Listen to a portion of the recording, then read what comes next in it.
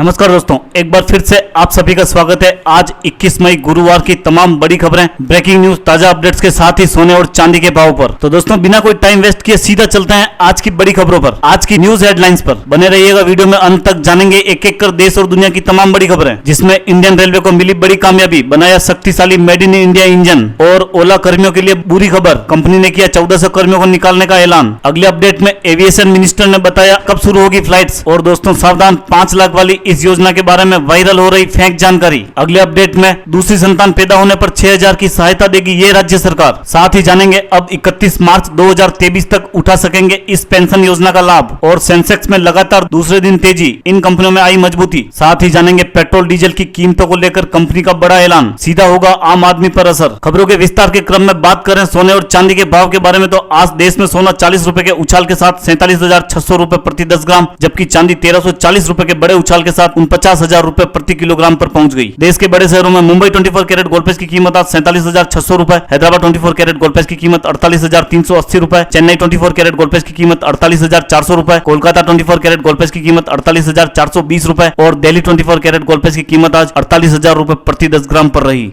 जी हां दोस्तों, अगली बड़ी खबर में भारत हाई हॉर्स पावर वाले लोकोमोटिव का उत्पादन करने वाला विशिष्ट वर्ग में शामिल होने वाला दुनिया का छठा देश बन गया है। यह पहली बार है कि जब बड़ी लाइन की पटरी पर हाई हॉर्स पावर के इंजन का संचालन किया गया। बिहार के मधेपुरा इलेक्ट्रिक लोको फैक्ट्री में निर्मित इस इंजन को भारतीय रेलवे व यूरोपियन कंपनी एलेस्ट्रोम ने साथ मिलकर बनाया है। Madhepura electric locomotive private limited अगले 11 वर्षों में 800 अत्याधुनिक 12,000 HP के इलेक्ट्रिक फ्रेम लोकोमोटिव का निर्माण करेगी। रेल मंत्री पीयूष गोयल ने भी इस उपलब्धि को लेकर ट्वीट किया है। अगली बड़ी खबर में लॉकडाउन ने अर्थव्यवस्था को गर्त में पहुंचा दिया है। अर्थव्यवस्था में हो रही है नुकसान, लोगों की नौकरी छीन रहा है। उबर स्विगी के बाद अब कैब एग्रीगेटर कंपनी ओला ने राइडर्स, फाइनेंशियल सर्विसेज और फूड बिजनेस के 1400 कर्मचारियों की छटनी करने वाला है। संक्रमण के कारण पिछले 2 महीनों में सवारी, वित्तीय सेवाओं और खाद्य कारोबार से उसकी आमदनी 95% घटी है और इसके चलते वह 1400 कर्मचारियों को निकाल रहा है। अगली बड़ी खबर में civil aviation minister Hardeep Singh Puri ने सोमवार को कहा कि नागरिक उड्डयन मंत्रालय, हवाई अड्डा संचालक, एयरलाइंस कंपनियां उड़ानों को फिर से शुरू करने के लिए तैयार है। ये सभी सरकार और राज्य द्वारा मिलने वाली हरी झंडी का इंतजार है। उन्होंने ट्विटर पर जानकारी देते हुए कहा है कि घरेलू उड़ानों को फिर से शुरू करने के बारे में अकेले केंद्र निर्णय नहीं लेता है, तो राज्य की सरकारों की मंजूरी भी जरूरी है। इंडिगो और विस्तारा के सूत्रों ने बताया कि दोनों ही कंपनियां घरेलू उड़ानों के लिए बुकिंग कर रही है। हाल ही में सरकार ने रेल सेवा की फिर से शुरुआत की और अब घरेलू उड़ानों को भी 25 मई यानी सोमवार से शुरू करेगा। जी हां दोस्तों, अगली बड़ी खबर में व्हाट्सएप पर प्रधानमंत्री आयुष्मान भारत योजना को लेकर एक मैसेज वायरल हो रहा है, जिसमें आवेदन करने के लिए वेबसाइट का लिंक दिया गया है। व्हाट्सएप मैसेज में कहा गया है कि इस लिंक से आप आयुष्मान योजना की वेबसाइट पर जाकर अपना रजिस्ट्रेशन करा सकते हैं, लेकिन आपको बता दें कि यह मैसेज फेक है। आयुष्मान योजना का ऑफिशियल लिंक है pmjay.gov.in। तो दोस्तों ध्यान रहे, आपको इसी लिंक पर जाकर रजिस्ट्रेशन कराना है। जी हां दोस्तों, अगली बड़ी खबर में महिला के दूसरी संतान के जन्म पर राजस्थान सरकार 6000 रुपए की सहायता राशि देगी। मां के बेहतर स्वास्थ्य और दूसरी संतान के रखरखाव को लेकर राज्य सरकार ने इंदिरा गांधी मातृ पोषण योजना शुरू की है। महिला एवं बाल विकास मंत्री ममता भूपेश ने बताया कि माताओं को पर्याप्त राहत और पोषण के लिए इस योजना में 5 साल में 225 करोड़ रुपए खर्च किए जाएंगे। इस योजना में 3.75 लाख महिलाओं को लाभान्वित किया जाने का प्रस्ताव है। यह योजना शुरुआत में प्रदेश के आदिवासी जिलों उदयपुर, डूंगरपुर, बांसवाड़ा व प्रतापगढ़ में चलाई जा रही है। जी हां दोस्तों, अगली बड़ी खबर में जैसा कि आप सभी जानते हैं कि पेंशन बुढ़ापे का एक बड़ा सहारा होता है। इसे देखते हुए प्रधानमंत्री नरेंद्र मोदी ने प्रधानमंत्री वय वंदन योजना लॉन्च की थी। इस योजना के तहत तय दर के अनुसार गारंटेड पेंशन मिलती है। इससे ग्राहक भारतीय जीवन बीमा निगम यानी LIC को एक मुश्त रकम देकर हर महीने एक तय राशि पेंशन के तौर पर प्राप्त कर सकते हैं। इस योजना में न्यूनतम 60 साल के वरिष्ठ नागरिक ही निवेश कर सकते हैं। आपको बता दें कि इस पेंशन स्कीम में निवेश करने के लिए अधिकतम उम्र की कोई सीमा नहीं है। इस योजना में ग्राहक अधिकतम 15 लाख रुपए तक का निवेश कर सकते हैं। बुधवार को बैठक में यह फैसला लिया गया है कि इसकी अवधि 31 मार्च 2020 से बढ़ाकर 31 मार्च 2023 कर दिया जाए। अगली बड़ी खबर में शेयर बाजारों में लगातार दूसरे दिन तेजी रही और मुंबई शेयर बाजार का सेंसेक्स बुधवार को 622 अंक का उछाल देखा गया। वैश्विक बाजारों में कमजोर रुख के बावजूद सूचकांक में अच्छी हिस्सेदारी रखने वाली HDFC बैंक और रिलायंस इंडस्ट्री में तेजी से घरेलू बाजार में मजबूती आई और सेंसेक्स इस बढ़त के साथ 30,818.61 पर बंद हुआ। दूसरी तरफ नेशनल स्टॉक एक्सचेंज का निफ्टी 187.45 अंक यानी 2.11% की तेजी के साथ 9,066.55 अंक पर बंद हुआ। जी हां दोस्तों, अगली बड़ी खबर में लॉकडाउन खुलने के बाद घरेलू डिमांड में तेजी आने के बाद ऑयल मार्केटिंग कंपनियां डायनामिक प्रोसेसिंग शुरू कर रही है। जानकारी के मुताबिक एचपीसीएल, बीपीसीएल और इंडियन ऑयल कॉर्पोरेशन इसे जल्द लागू कर सकती है। ऐसे में सस्ते क्रूड का फायदा ग्राहकों को नहीं मिल पाया, लेकिन अब तेजी का भार उठाना पड़ सकता है। तेल की कीमतें दो मुख्य चीजों पर निर्भर करती है, एक अंतर्राष्ट्रीय बाजार में क्रूड ऑयल की कीमत और दूसरा सरकारी टैक्स। क्रूड ऑयल के रेट पर सरकार का कोई नियंत्रण नहीं है, मगर टैक्स सरकार अपने स्तर से घटा बढ़ा सकती है। तो दोस्तों, खबरों का सिलसिला यहीं समाप्त करते हैं। अगर आप हमारे चैनल पर पहली बार विजिट कर रहे हैं तो आप हमारे चैनल को सब्सक्राइब कर लें, साथ ही बेल का आइकन भी दबा दें, जिससे हर बड़ी खबर सबसे पहले आप तक पहुंच सके। धन्यवाद दोस्तों।